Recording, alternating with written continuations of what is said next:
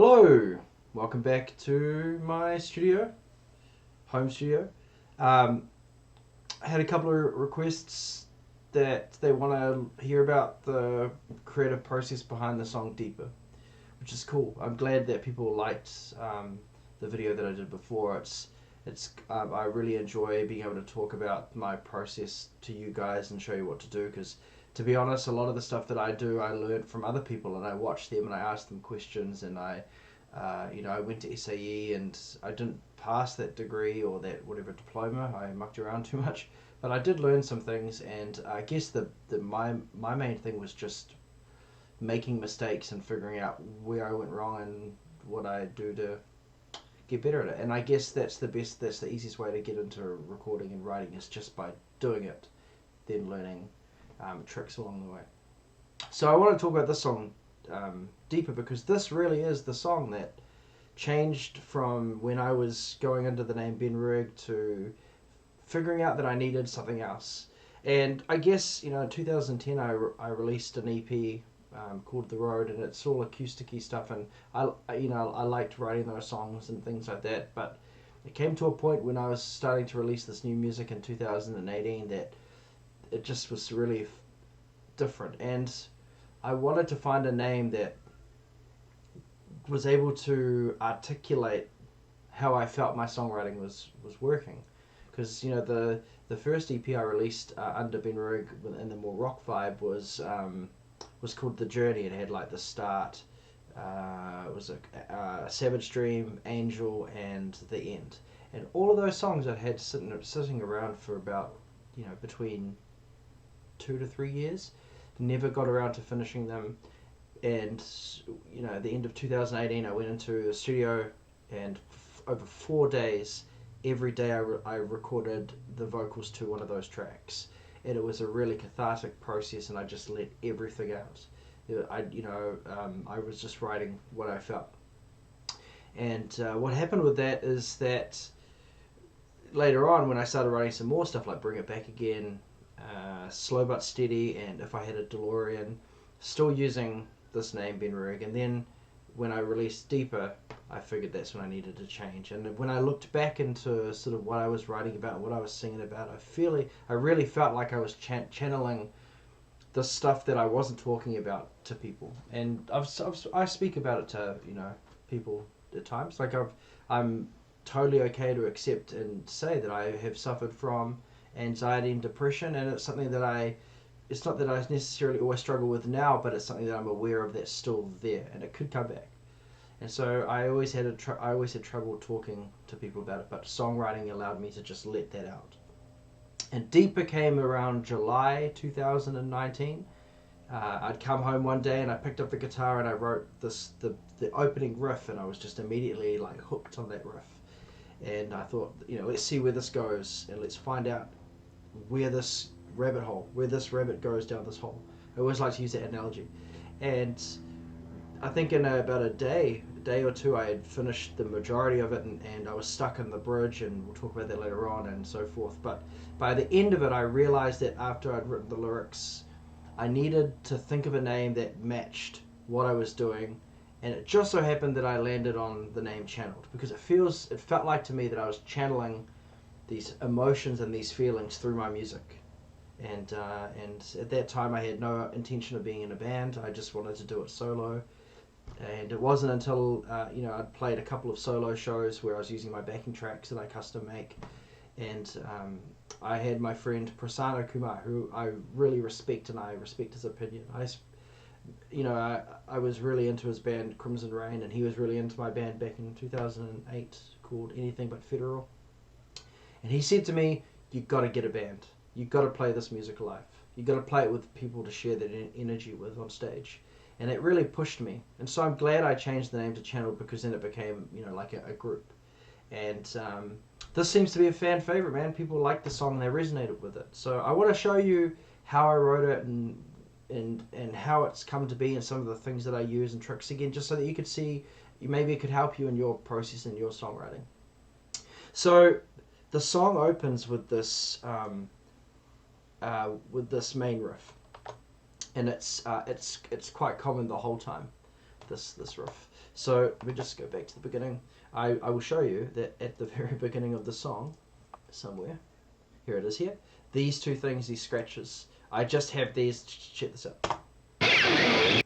Yeah, it's just, I like that as the intro. And actually, the song before this on the album, Bring It Back Again, is like, a really intense rock song, and at the very end of it, people are just talking.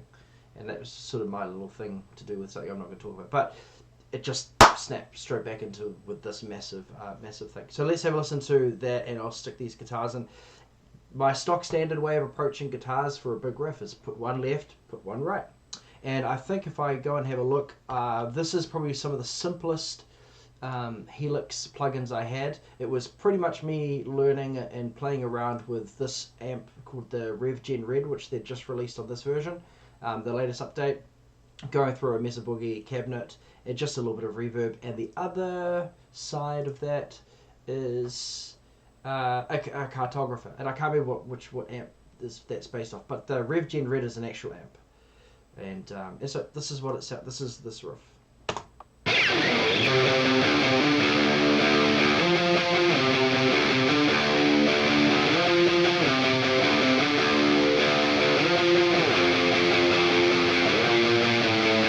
So just driving, I'm sliding up. So it's all played on. It's in drop D. I'm playing it all on the low D string, and I'm sliding up to that F, to the 15th fret. So that was quite cool. And when it came to doing bass, and I laid down the bass, and I'll show you the drums in a moment, but when it came to bass, I tried doing the same as the guitar, and that's sometimes I do that, like Savage Dream, the guitar's doing the exact same thing as the bass, or vice versa is what I meant there. And with this one, again, I'm using Stephen Slate drums. It's my go-to, and I use these grooves, and there was this one, believe it or not, which I think is it here, or is it in this one? Deluxe Grooves. Stoner Rock. Stoner. There it is. Yeah. And just all of these patterns in this song are from this pack here. They just had that, like, that grooving vibe. The thing I like about the song is it's not fast. It's 155 BPM, but it's kind of like half time that, so it's more like about 170 something. So, I'm going to throw the bass in so you can hear how the bass is actually working with this, and the bass is basically following the drums. And I like to think of, when I'm composing music and I'm writing music, I like to think about how things all fit in and how they all work together. Everyone does, and in my case with this, it was just listening to what the drums are doing and putting in the bass there. So I'm actually going to put the drums in and just take these guitars out so you can hear the bass as well. Let's have a listen to this.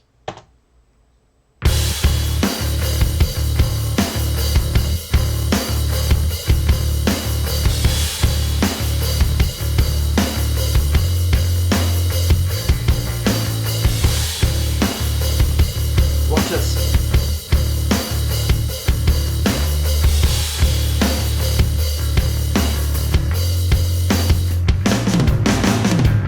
Yeah, and that octave I play up on the second time round is again just something that I always talk about in my songwriting, and about songwriting is just slight variations with things to make things more interesting. One of the bass players that I've always looked up to in regards to doing things like that is Justin Chancellor from Tool. There's a lot of songs that if you listen to his bass parts, like on The Pot for example, there's a section in the middle of the song where he plays a slight variation of what he's been doing the whole time. Just little things like that are, is quite cool to think about. So when we put it all together, we get this really big driving sound. So the bass is driving in the background, and actually let's just not solo anything, and you can hear it all. Here you go. So the bass is driving, the guitars are holding that rhythm.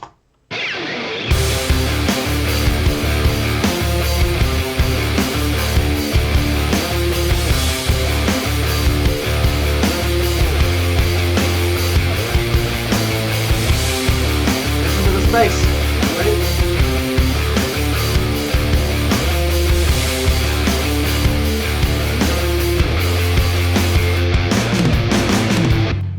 And the verse came, I think I'm playing I've got a different setup for the verse here. I can't remember if this is the one, but I came up with this riff which is, based around that idea And let's have a listen to where that comes in. I think it's here.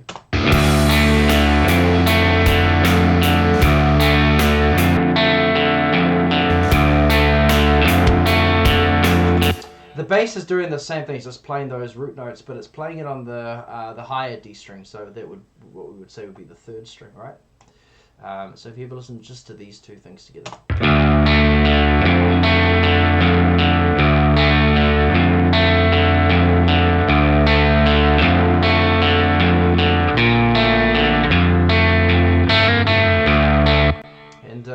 I did that because I wanted the low bass to be more prevalent in the chorus and the verse to not be so much. And it allows, when I go down to that B flat, it goes down to like a low B flat as opposed to up. So that's pretty cool. We'll talk about the lyrics a bit later on. The pre-chorus was fun, man. The pre-chorus was interesting. And in fact, what I did, and typically how I write songs is, you know, like this was the riff I just came up with, and quickly I started to figure out what I wanted it to sound like in my head, and then was able to articulate that and make it happen on Pro Tools. And when it came to the pre-chorus, I just put my finger on the 5th fret, and because we're in drop D, that's G, and I made this funny shape, and the shape was actually part of the song all the way through, and then I changed it a little bit and made that like a separate thing altogether. So it's called high-pitched guitar. Let me just play you the high-pitched guitar so you can hear what that sounds like. So this is the melody that's sitting on top, and the guitars that I'm playing, they're slightly lower in the mix than the main guitars during the chorus, and every end of the section they're strumming this chord that I'm playing on the high-pitched guitar. So I'll actually play these together. Have a listen to this.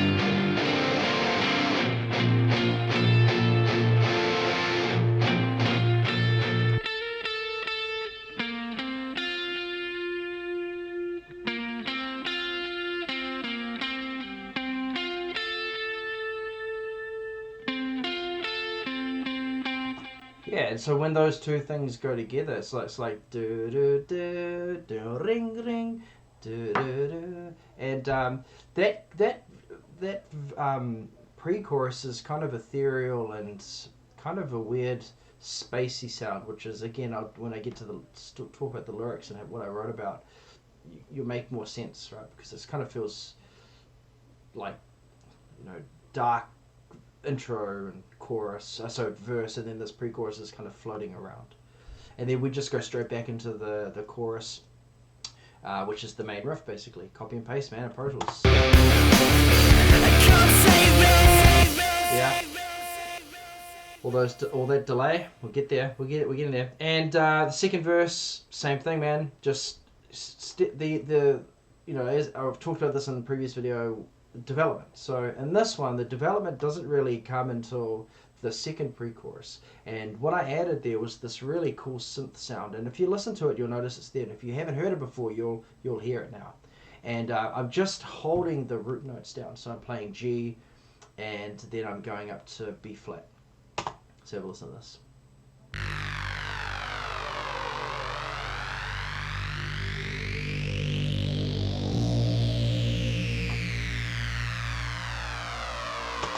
It's like a menacing thing that sits there, and if you listen to it in the mix, you'll listen here.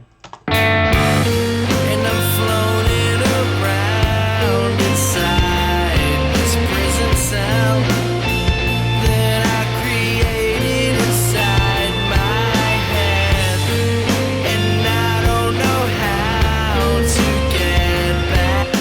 It's there. Just want to mention the bass for a moment. You know, like I play all the bass on these songs, and we've got the wonderful Michelle Anderton now in our band, and she's bringing her own riffs and lines to it. But this is one that we kept, and it's quite, you know, it's quite a cool one. It's sort of it's doing something a bit different. So if I just bring this bass out, and I'm just going to put these this high pitched guitar in, and I'm also going to stick the synth in. And just have a listen to how the bass runs.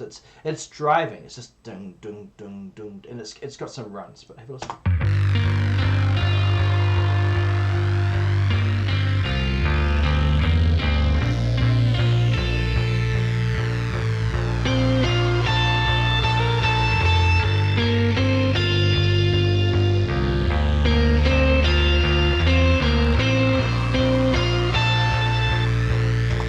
And that bass changes some of the chords because I'm really only going from, G to B flat. And so it just gives it this sort of movement and shift. And then we go straight back into the chorus again, which we've talked about. And then we get to one of my favorite parts of the song, which is the breakdown. Now, when I got to this breakdown, I had no idea what I was going to do. It is a common issue I have with my music. Like I've got verse, chorus, then what do I do in the bridge? And the first thing I did was I just remember jamming that, palm muting just the D, not going anywhere. So if you ever listen to this, you'll hear it. Have a listen. I think it's here.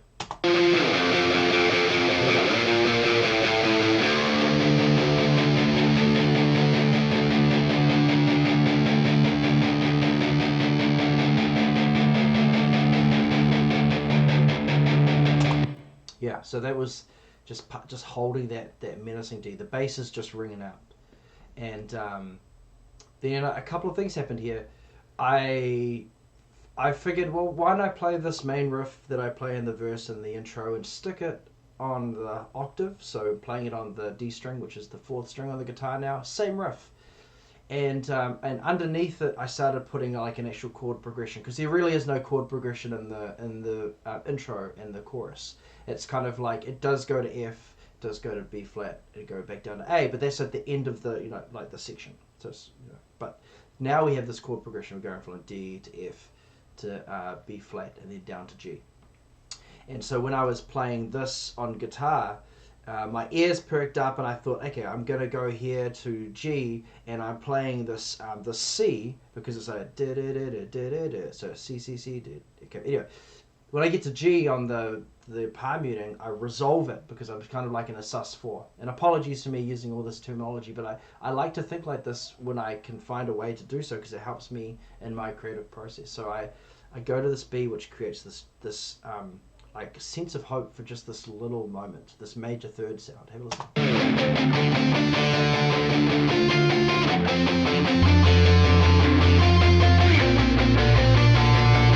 we go.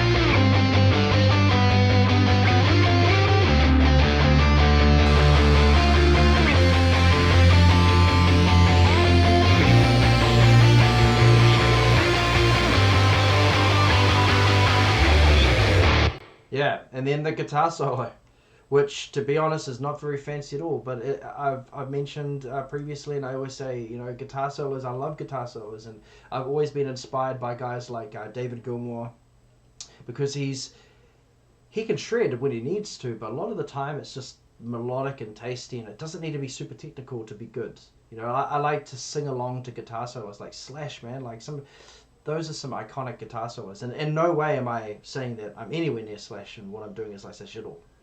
I'm not saying that. What I'm saying is that my approach to guitar solos is always to think about, melody and what is the purpose of the guitar solo. And this guitar solo, it's the purpose of this angst building up and then releasing, because the last chorus has got this whole other side to it, which we'll look at in a moment. But here's what the guitar solo sounds like. I'll just leave everything in, and I'll go from here. This build up. And I'm clawing my way out, but I'm just digging deeper.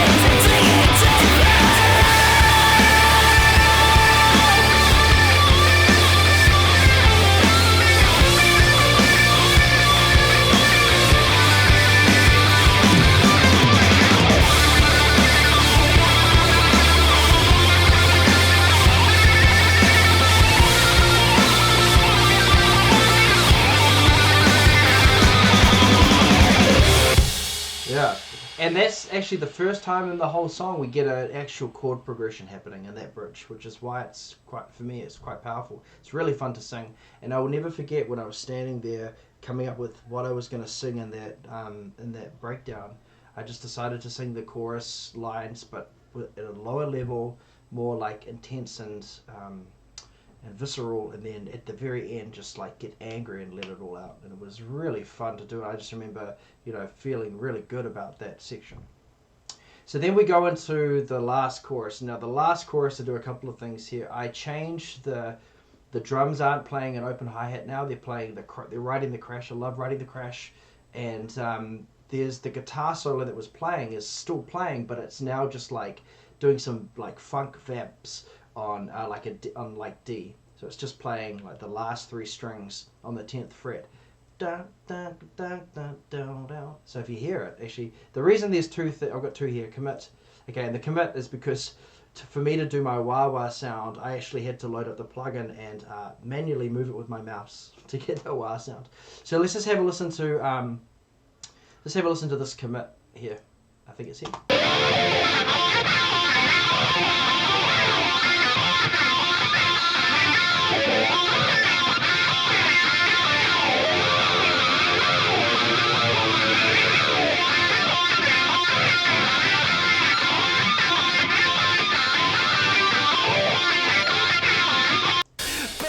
Yeah, it's just like it's a funk thing, you know, like it's a funk thing that's just amped up to max. And so that just makes that last chorus really intense. And the other thing I do there with development is just to change my delivery of the vocals. I've come out of this bridge really angry, so now I want my angry vocals to be as they are.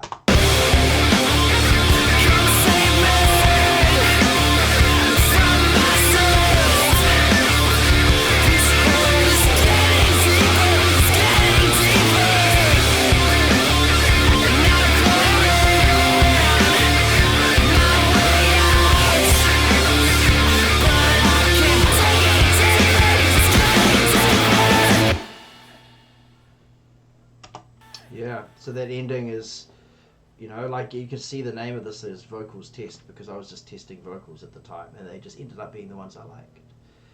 And so playing this live, I really like this song to play live. It's got this really like slow groove, like stoner rock, right? Like it's just, I don't know, there's something cool about it. So I want to talk about the vocals now and the story behind this song.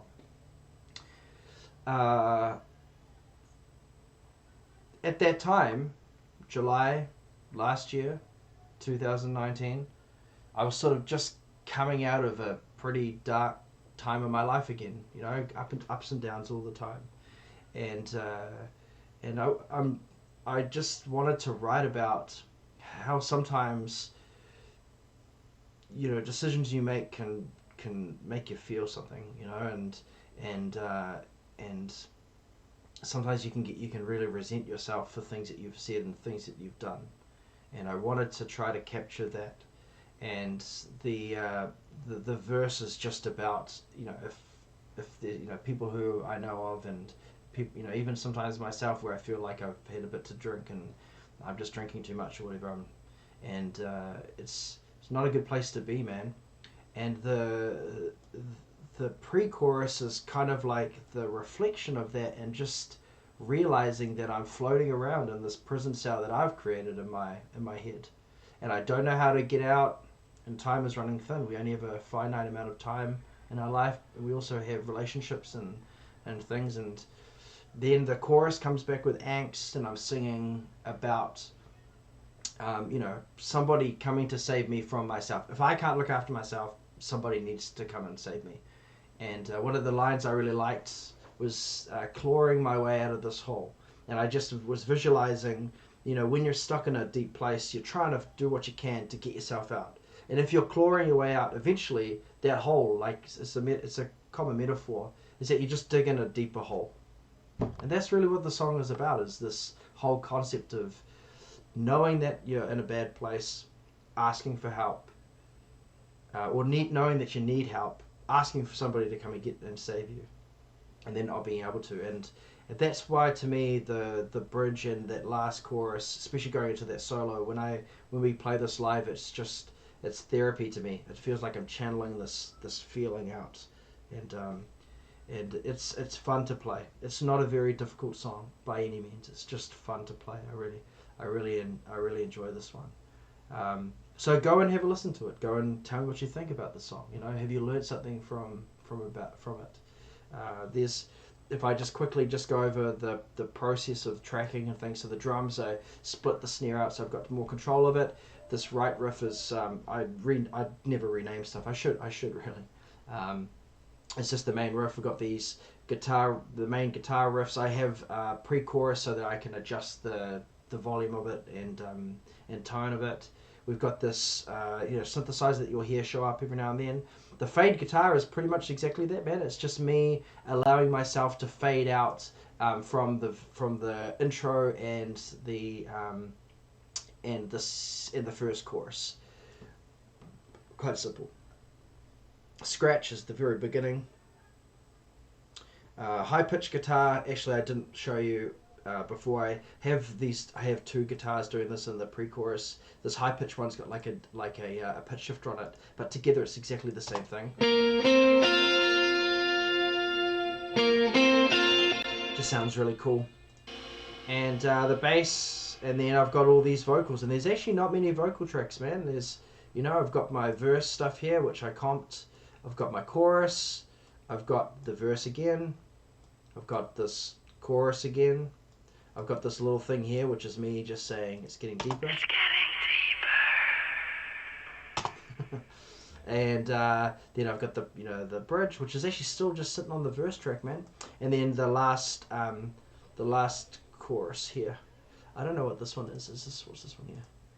This must be my getting deeper. Digging deeper! Digging deeper!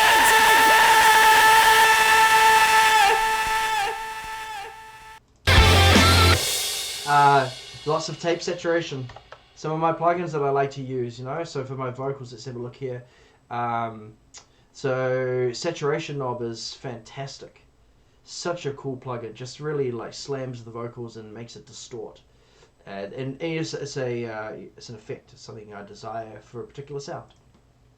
Isotope Nectar 2, one of the greatest plugins of all time. It's just, if you don't know anything about it, just, what style are you in? You can play around with it once you get to know it. It's very, very good.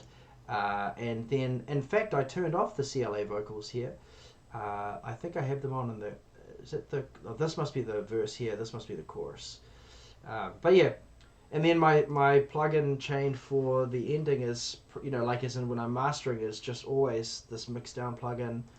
I love this plugin here, the Drama. Just, I always use Clarity 2 and Ear On. I always have my Abbey Road vinyl because it just adds some harmonics to it that just sound really cool and, doesn't make it sound so modern. And then Ozone 8, and I think in this case I just let it do its thing, Master Assistant. Just it listens to the track and it adjusts it. So there you go. That's the song Deeper. Hopefully you've learned something from it. And if you have any questions, just let me know, man. And I really appreciate you watching. And have a good day.